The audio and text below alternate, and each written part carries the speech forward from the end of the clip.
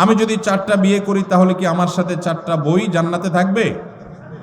ভাইরা আমার, এই প্রশ্ন যে করছে একটাও তার কপালে এখন জুটছে কিনা আমার সন্দেহ আছে।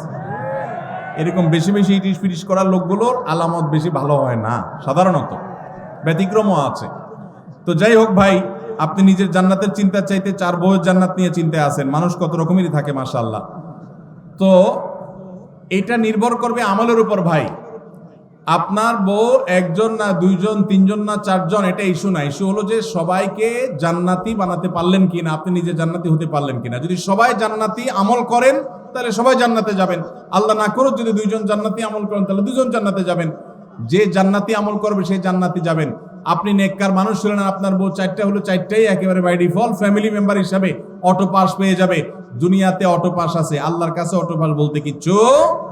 যার যার আমল করি তাকে পার হইতে, দুনিয়াতে মামু খালুগিরি চলে, আখিরাতে আল্লাহর কাছে চলবে। আপনার মামু আছে, নেতা আছে, গুতা আছে, দুনিয়াতে পার হতে পারবেন, ওখানে এই সমস্ত ধানায় পানায় চলবে না। যার আমল ভালো হবে সে আল্লাহর কাছে জান্নাত পাবে।